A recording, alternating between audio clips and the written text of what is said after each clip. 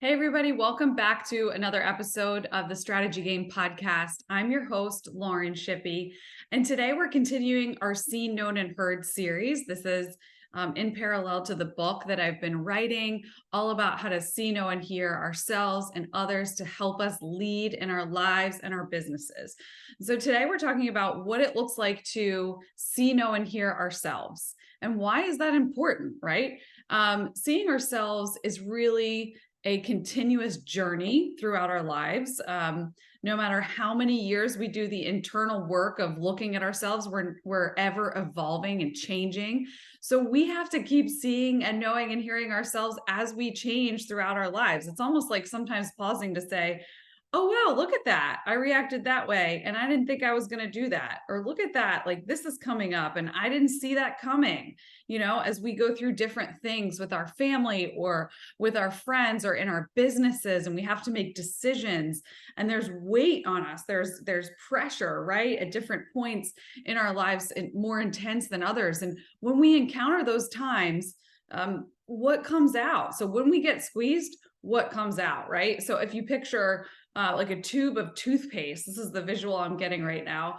And you squeeze it and you put so much pressure on it. This has actually happened to me before, that the back end just comes undone and all the toothpaste comes out, not the way it's supposed to, right? And so sometimes when we find ourselves in situations that are really hard or really intense, or there's a lot of growth happening, this is what we can come up against. And the reason that we need to see, know, and hear ourselves in these seasons is so that we don't explode the wrong way, so that it doesn't splatter and come out in the wrong way all over others and ourselves. And that benefits nobody. It doesn't benefit us and it doesn't benefit others. And so if we can do the continual work of identifying our emotions and listening to signals from our body, knowing our triggers and giving ourselves rest when we need it, then we're going to be able to process things as we're going along the path of life. And it also keeps us from exhaustion, burnout, ruin in relationships, and really going down a not so good path. And so the good news is here that self-awareness, the ability to make these wise decisions, is accessible when we practice seeing and knowing and hearing ourselves. And it doesn't have to feel like this other thing that you constantly have to do, or this other job that you're going to take on, and especially if you're in a season of just being tired or weary from everything that you're going through or what your daily life looks like. So this doesn't have to be a burden that you carry. This is just a new way of operating. So what we talk about at Storywork is just becoming a game changer, not just an outperformer. What does that mean? So an outperformer is someone who is constantly just on the hamster wheel of life, just waking up at 6 a.m. and doing the grind and going to bed at 11, 12, 1 a.m. And they're getting up and they're doing it all over again. And they're trying so hard to be better or to make enough money or to hustle for their family, or lead a company, and they're working way too long and way too hard and getting nowhere fast. That is the hamster wheel of life that we've probably all been on at some point, probably will be there again. But what I want to do is help you get off of that hamster wheel, catch yourself when you're headed into that hamster wheel, the detrimental paths, pull yourself off of it by seeing and knowing and hearing yourself and becoming a game changer. What does a game changer look like? A game changer looks like someone who is hearing the words that are coming out of their mouth, is observing themselves as they're moving throughout the day, is pausing before they move into their day and saying, what am I supposed to do today with my time? Instead of just aimlessly wandering around trying to get things done or accomplished, right? So it's all about just really the intentional life. If I had to sum it up, that's really what creates game changers, not just outperformers. And so that's the strategy work that I do for businesses, for companies, for organizations, nonprofits. We help them get intentional about their strategies to see, hear, and know others, right? From a marketing perspective, from a business strategy, from a leadership perspective. But then through this podcast, I also get to help you do that with yourself. And so that's really, and through the book, I mean, that was really the point of writing the book. And so just a couple questions for you to start practicing this today. So I always like to give really tangible tips. Like it's great when you hear a concept like this, like, oh, okay, so you know and hear yourself. Well, how do you actually do that? And how do you apply it to your daily life? So the first thing you can do, and I just said it a couple of minutes ago, is just hear the words that come out of your mouth. So what tone, what language, and what words are you choosing? I'm just going to pause and I'm going to read it again in case you're in the car or you're on the go or you're not writing this down. You don't need to be. Just remember, what tone, language, and words are you choosing? And what do they mean or represent?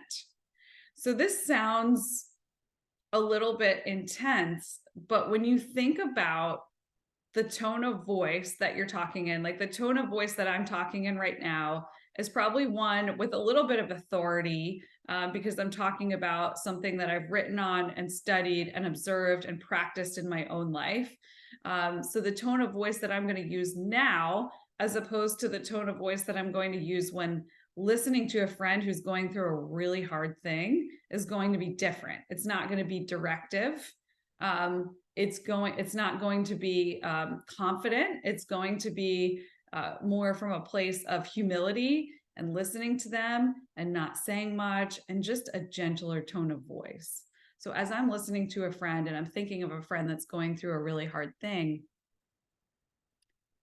I just slow down. Like I just pause and I just look at them and I hear what they're saying. But more importantly, I start to actually feel what they're saying and what they're going through. And you can see that, like, I'm even slowing down and thinking about it right now, how I want to listen, how I want to posture myself. It's not that I'm necessarily unsure of myself if I'm talking to a friend through a really hard situation, but it's like I guess humility is the right word. It's with pause is the phrase that I think about. It's with pause because I don't know what it's actually like to be where they are, and what they're sharing is probably really hard and vulnerable. And so I'm not going to answer them like in a directive way, right? Because what do I know about being where they are, right? What do I know about walking through that hard thing or that road? And I would hope that my tone of voice and my language and the words would just bring them comfort, would help them feel not alone in it, right? And now I'm going to move back into a tone of voice with language and words that are meant to help you as you continue on the path of your life, and get change you need to be a game changer. So you can see where my tone of voice and my whole demeanor literally just changed. So that's what I mean by just hear the words and the tone and the language that come out of your mouth. And what does that represent for you? And maybe when you pause, you're recognizing, like, watch today, when you do this, you're going to catch yourself saying, wow, why did I choose that word? Or why did I just drop the F-bomb 10 times in that sentence? Like, was that something I was really angry about? Or, I hope that doesn't happen for you today, but if it did, like, I'm using an extreme example to call attention to the fact that there are meanings behind the words. There's a why behind it. And so when we cultivate this greater self-awareness, that can be a catalyst for change. That can help us catch our thoughts. It can help us catch ourselves and redirect ourselves, in the direction that we want to go. So knowing ourselves can really help us tell others also what we want and need from a relationship with them. So that's really a huge part of this too, is just communicating in a way that is really clear, and kind with those closest to us, so that we can get what we need also, and we can start to understand what they need. So giving ourselves what we need is a really important part of life. And if we don't know what we need, or we're not giving ourselves what we need, then we're not going to be able to show up and be a game changer, because we're foggy. Our minds are foggy, our hearts are foggy, our souls are foggy. And when we have fog, then we can't stay on the path that we were meant to stay on. So there's a lot connected there. And I could see how it's actually connected to our purpose, right? Directly. So that's why we want to clear these things out of the way.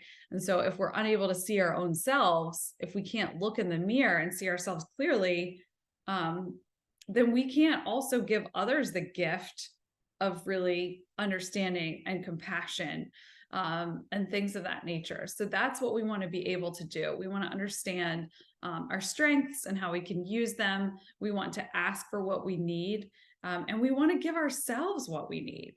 And so by understanding ourselves and taking some time to just kind of like observe ourselves, then we're able to really function on all cylinders as we were created to function.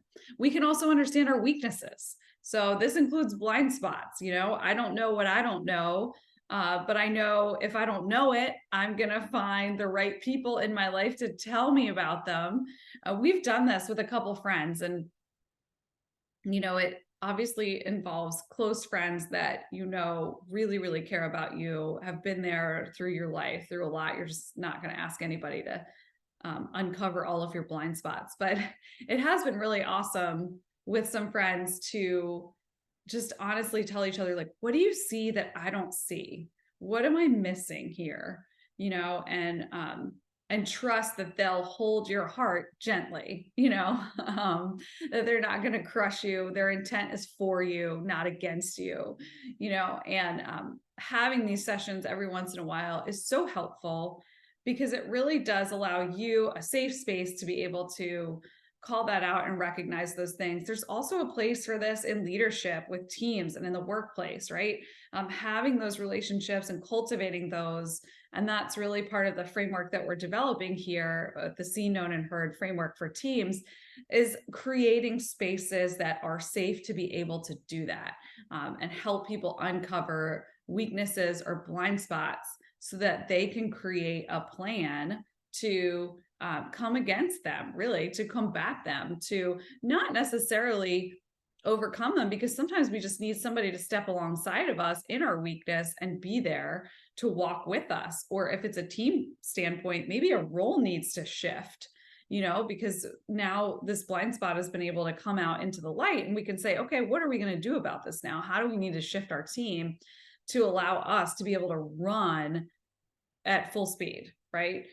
In a way that is intentional and thoughtful and most impactful, because those two things are linked. So intention and impact are linked together directly. And that's why this framework is important. So using just curiosity, just get curious about yourself today. Ask yourself questions about the patterns of your lives, about your routines, the things you always do, the things you count on the most, and why. Like, why do I count on that so much? What does that really mean to me? Why is it so important that I do this thing in this order or at this time, or that I get this? Am I counting on something too much? A lot of things will be revealed if we just get curious. And there's so much more in the chapter that I'm not going to get into. You all can read it if this is something. And I also go into tangible tools like catching the thought, the 5 whys framework, the feelings, and actually what they need. And this makes it really easy for teams to understand. And so there's some really tangible tools here, but at least just some thought starters for you today in this episode, of just noticing yourself. That's it. Like, that's all you have to do to start this work, is just notice yourself. Take note of why behind certain things, certain tone of voice, words, all of that stuff, that choice, and you'll be on your way to practicing what it looks like to see, know, and hear yourself. And when you can give yourself what you need, then you can also show up for others, and you can begin to actually receive from others, which will fill you up. So all of this is super connected and very powerful.